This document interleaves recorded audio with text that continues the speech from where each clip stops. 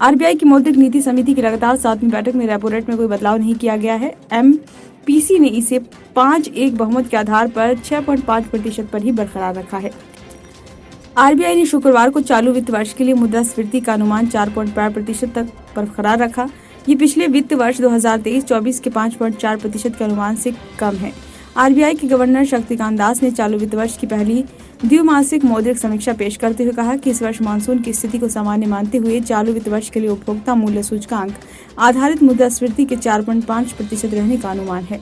पहली तिमाही में मुद्रास्फीति के 4.9%, दूसरी तिमाही में 3.8%, तीसरी तिमाही में 4.6% और चौथी तिमाही में 4.5% रहने की संभावना है। आरबीआई ने चालू वित्त वर्ष 2024-25 के लिए जीडीपी वृद्धि दर के अनुमान को 7% पर बरकरार रखा है। ये 2023-24 के लिए 7.6% के अनुमान से कम। आरबीआई ने अपनी फरवरी की मौद्रिक नीति में 1 अप्रैल से शुरू होने वाले वित्त वर्ष के लिए सकल घरेलू उत्पाद की वृद्धि दर 7% रहने का अनुमान लगाया था। चालू वित्त वर्ष की पहली द्विमासिक मौद्रिक नीति की घोषणा करते हुए आरबीआई गवर्नर शक्तिकांत दास ने कहा कि ग्रामीण मांग गति पकड़ रही है और विनिर्माण क्षेत्र में निरंतर वृद्धि से निजी निवेश को प्रोत्साहन मिलना चाहिए। हालांकि इसके साथ ही उन्होंने कहा कि भू राजनीतिक तनाव और वैश्विक व्यापार मार्ग में व्यवधान से कुछ दिक्कतें आ सकती हैं। दास ने कहा कि देश की सकल घरेलू उत्पाद की वास्तविक वृद्धि दर 2024-25 में 7% रहने का अनुमान है। जून तिमाही में आर्थिक वृद्धि दर 7%, सितंबर तिमाही में 6.9% रहने का अनुमान है। चालू वित्त वर्ष की तीसरी और चौथी तिमाही में अर्थव्यवस्था के 7% की दर से बढ़ने की उम्मीद है। इसकी शुरुआत में प्रधानमंत्री नरेंद्र मोदी ने कहा था कि रिजर्व बैंक को वृद्धि को सर्वोच्च प्राथमिकता देते हुए भरोसे और स्थिरता पर ध्यान देना चाहिए।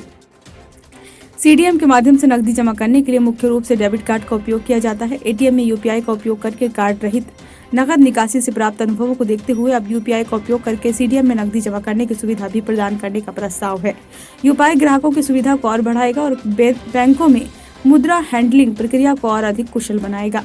भारतीय रिजर्व बैंक सरकारी प्रतिभूति बाजार में खुदरा निवेशकों की भागीदारी को सुगम बनाने के लिए जल्द ही एक मोबाइल ऐप पेश करेगा। आरबीआई के गवर्नर शक्तिकांत दास ने शुक्रवार को चालू वित्त वर्ष की पहली मौद्रिक नीति समीक्षा पेश करते हुए ये प्रस्ताव किया।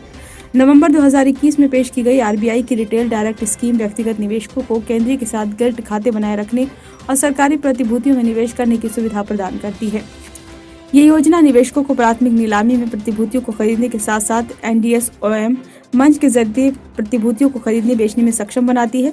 केंद्रीय बैंक ने कहा कि इस पहुंच को और सुगम तथा बेहतर बनाने के लिए रिटेल डायरेक्ट पोर्टल एक मोबाइल ऐप बनाई जा रही है। यह ऐप निवेशकों को अपनी सुविधा अनुसार चलते फिरते उपकरण खरीदने और बेचने में सक्षम बनाएगा। ऐप शीघ्र ही उपयोग के लिए उपलब्ध होगा। भारतीय रिजर्व बैंक ने शुक्रवार को चालू वित्त वर्ष की पहली द्विमासिक मौद्रिक नीति समीक्षा में नीतिगत दर रेपो में कोई बदलाव नहीं किया और इसे 6.5% पर बरकरार रखा। महंगाई को 4% पर लाने और वैश्विक अनिश्चितता के बीच आर्थिक वृद्धि को गति देने के मकसद से नीतिगत दर को यथावत रखा गया है। ये लगातार 7वां मौका है जबकि रेपो दर में बदलाव नहीं किया गया है। ब्यूरो रिपोर्ट, नई दिल्ली।